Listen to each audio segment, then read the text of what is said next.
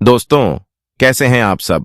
मैं प्रवीण फिर से हाजिर हूं एक और नई नवेली कहानी के साथ।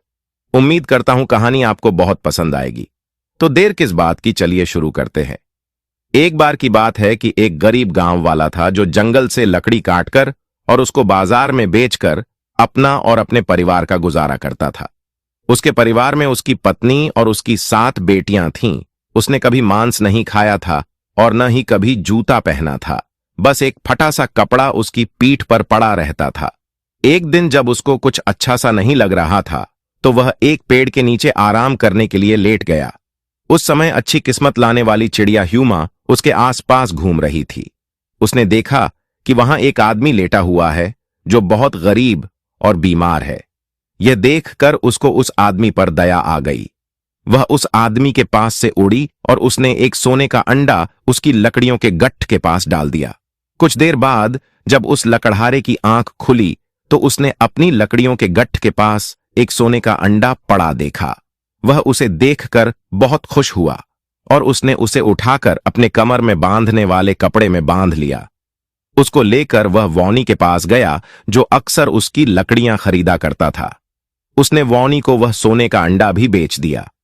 वह सोने का अंडा उसने बहुत थोड़े से पैसे देकर उससे खरीद लिया, क्योंकि लकड़हारे बेचारे को तो पता ही नहीं था कि वह अंडा कितना कीमती था। पर वॉनी इस बात को जानता था। उसने लकड़हारे से कहा कि वह उसको वह चिड़िया लाकर दे जिसका यह अंडा था और वह उसको बदले में उसको 1 रुपया देगा। लकड़हारे ने उससे उस चिड़िया को लाने का वायदा किया और घर चला गया। अगले दिन वह सुबह ही जंगल चला गया और रोज की तरह लकड़ी काटकर अपना गट्ठ तैयार किया। उसको लेकर वह घर की तरफ चल पड़ा। लौटते समय वह उसी पेड़ के नीचे बैठ गया जिसके नीचे उसने पहले दिन अंडा पाया था और सोने का बहाना करने लगा। ह्यूमा चिड़िया वहां फिर आई और यह देखते हुए कि वह आदमी अभी भी उतना ही गरीब था जितना कि कल, तो उसको लगा कि शायद उसने उसका दिया हुआ अंडा देखा नहीं होगा, तो उसने वहीं एक और अंडा इस तरह से उसके पास दे दिया कि जागने पर वह उसको देखने से किसी भी तरह से न चूक सके। पर लकड़हारे ने उस चिड़िया का देख लिया, उसे पकड़ लिया और लकड़ी बेचने वाले के पास लेकर चल दिया। चिड़िया चिल्लाई, अरे तुम मेरे साथ क्या करने जा रहे हो? मुझको मारना नहीं और मुझे बंद भी नहीं करना। मुझे छोड़ दो, तुमको इसका इनाम जरूर मिलेगा। देखो, तुम मेरा एक पंख तोड़ लो और उसको आग के पास ले जाओ तो तुम बहुत जल्दी मेरे देश कोहकाफ पहुंच जाओगे, जहां मेरे माता पिता तुमको इनाम देंगे जिसकी इस दुनिया में कोई कीमत भी नहीं लगा सकेगा। पर वह लकड़हारा तो सुनने वाला नहीं था। वह तो बस 1 रुपये के पीछे पागल था, जो कि इस चिड़िया को उसे दे देने पर उसे यकीनन ही मिल जाता। सो उसने वह चिड़िया एक कपड़े में बांधी और तेजी के साथ वॉनी के पास भाग चला। अब क्योंकि वह चिड़िया एक कपड़े में बंद थी, सो वह वॉनी के पास पहुंचने से पहले ही दम घुट जाने की वजह से मर गई। लकड़हारे ने सोचा, अब मैं क्या करूं? अब तो मुझे वॉनी इस मरी हुई चिड़िया का 1 रुपया नहीं देगा। हाँ, अब मैं इसका एक पंख आग के पास ले जाता हूं। हो सकता है कि मरी हुई और जिंदा चिड़िया के पंख में कोई खास फर्क ना हो। उसने ऐसा ही किया। तो लो, वह तो तुरंत ही कोहकाफ के पहाड़ पर मौजूद था, जहां उसने चिड़िया के माता पिता को ढूंढ लिया और उसके साथ जो कुछ भी हुआ वह सब बता दिया। सोचो जरा, जब उन्होंने मरी हुई चिड़िया को देखा होगा तो उनको कितना अफसोस हुआ होगा। वे सब मिलकर बहुत रोए।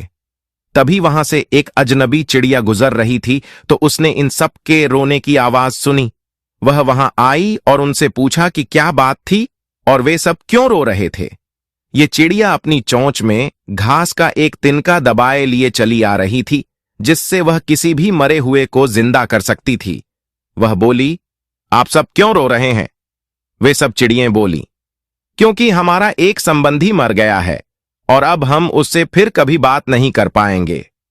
उस अजनबी चिड़िया ने कहा, तुम लोग रो नहीं, तुम्हारी यह चिड़िया फिर से जिंदा हो जाएगी। कहकर उसने वह घास का तिनका जो उसकी चोंच में था उसके मुंह में रख दिया और लो, वह तो तुरंत ही जिंदा हो गई।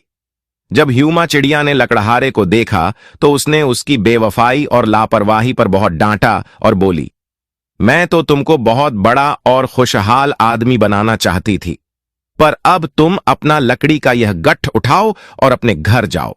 उस चिड़िया के यह कहते ही लकड़हारे ने अपने आप को उसी जंगल में पाया जहां वह लकड़ियां काटा करता था। उसका लकड़ी का गट्ठ भी वहीं पड़ा था जहां वह कोहकाफ जाने से पहले उसको छोड़ कर गया था। उसने अपना वह लकड़ी का गट्ठ बेचा और फिर दुखी मन से अपनी पत्नी और बच्चियों के पास अपने घर चला गया। इस घटना के बाद उसने ह्यूमा चिड़िया को फिर कभी नहीं देखा। समय बीतता गया। लकड़हारे की बेटियां बड़ी होती गईं। अब उनकी शादी करने का समय आ गया, पर वह लकड़हारा उनकी शादी कैसे करे? वह तो बेचारा मुश्किल से खाने के लिए जुटा पाता था और ऐसे गरीब घर में रिश्ता जोड़ना कोई क्यों चाहेगा। सो इस मुश्किल की घड़ी में उसने अपने एक दोस्त से सलाह ली। तो उसने उससे कहा कि वह राजा हातिम के पास जाए, क्योंकि वह एक बहुत ही भला और दयावान राजा था। वह उससे जाकर मिले और उसकी सहायता मांगे। उन दिनों इत्तफाक कुछ ऐसा हुआ कि राजा हातिम काफी गरीब हो गया था और अब वह अपना गुजारा लोगों का चावल कूटकर करता था। हालांकि हालात ने उसको इतना गरीब बना दिया था कि उसके मुकाबले का दूसरा गरीब उसके देश में मिलना मुश्किल था, पर फिर भी वह अभी भी बहुत दयावान था और हमेशा ही दूसरों की सहायता करने को इच्छुक रहता था। जब लकड़हारा राजा हातिम के देश पहुंचा और उससे मिला तो वह उससे बड़े प्रेम से मिला। लकड़हारे को तब तक यह भी नहीं पता था कि वह कौन है और वह किससे मिल रहा है। उसने तो बस उसको अपनी दुखभरी कहानी सुनाई और राजा हातिम से सहायता मांगने की इच्छा से उसका पता पूछा। गरीब राजा हातिम ने उससे रात को रुकने के लिए और वहां से अगले दिन सुबह चले जाने के लिए कहा। लकड़हारा इस बात पर राजी हो गया और उसके साथ उसके घर चला गया। उस रात राजा हातिम ने खाना नहीं खाया, क्योंकि उसने अपना खाना अपने मेहमान को खिला दिया था। पर सुबह को उसने अपने मेहमान को सच बोला, दोस्त, मैं वही हूं जिसको तुम ढूंढ रहे हो, पर देखो, मैं तो खुद ही तुम्हारी तरह से गरीब हूं। मुझे बहुत अफसोस कि मैं तुम्हारे लिए कुछ नहीं कर सकता, क्योंकि मैं तो तुम्हें दूसरी बार खाना भी नहीं खिला सकता। पर हां, अगर तुम मेरी एकलौती बेटी को स्वीकार कर लो तो तुम्हारी बड़ी मेहरबानी होगी। तुम उसको बेचकर कुछ पैसा कमा सकते हो और उस पैसे से अपनी बेटियों की शादी कर सकते हो। जाओ, भगवान तुम्हारी सहायता करे। लकड़हारा बोला, हे राजन, तुम्हारी दया से मेरा दिल पिघल गया है। मैं तो तुम्हारी दया के लिए ठीक से धन्यवाद भी नहीं दे सकता। भगवान तुम्हें इसका अच्छा फल दे। ठीक है, विदा। लकड़हारा राजकुमारी को लेकर वहां से चल दिया। रास्ते में वे दोनों एक ऐसी जंगली जगह से गुजरा जहां एक राजकुमार शिकार खेल रहा था। इत्तफाक से उस राजकुमार ने लकड़हारे के साथ जाती राजकुमारी को देख लिया तो वह उसके प्रेम में पड़ गया। उसने उससे कहा कि वह उसको अपना दामाद एक-तीन बना ले। लकड़हारा तुरंत ही राजी हो गया और उसने उन दोनों की शादी कर दी। इससे तो लकड़हारे के हाथ में बहुत सारा पैसा आ गया। इस पैसे से उसने सबसे पहले अपने लिए एक मकान बनवाया, फिर अपनी 7 लड़कियों की शादी अच्छे घरों में कर दी। इस बीच राजकुमार अपनी पत्नी के साथ आराम से रहता रहा, पर एक दिन उसको सच का पता चल ही गया। एक बार उसने अपनी पत्नी के सामने एक गरीब आदमी को दान दिया तो उसकी पत्नी ने कहा कि उसने एक बहुत ही हातिमी काम किया है। राजकुमार ने उससे पूछा कि वह हातिम को कैसे जानती है। इस पर उसने राजकुमार को सब कुछ बता दिया, कैसे लकड़हारा उसके पिता के पास सहायता के लिए आया और फिर कैसे कुछ न होने की वजह से उसके पिता ने उसको उसे एक गुलाम की तरह से दे दिया था। यह सुनकर राजकुमार ने लकड़हारे को बुलवा भेजा। लकड़हारे ने उससे भी वही बात कही जो राजकुमारी ने उसे बताई थी। उसने उसको ह्यूमा के अंडे और कोहकाफ जाने की बात भी बताई। राजकुमार तो यह सब सुनकर बहुत ही आश्चर्यचकित रह गया। उसने तुरंत ही राजा हातिम को बुलवा भेजा और उससे प्रार्थना की कि वही उसके राज्य का मालिक बने, क्योंकि वह तो उसके सामने बहुत छोटा था। सो हातिम वहां का राजा बन गया। लकड़हारे को जिंदगी भर एक बहुत बड़ी पेंशन मिलती रही और वोनी को वह सोने का अंडा राजा को देना पड़ा। कहानी पसंद आई हो तो दिल खोल के लाइक, शेयर कर दो और सब्सक्राइब करके सपोर्ट करो। मिलते हैं अगली वीडियो में।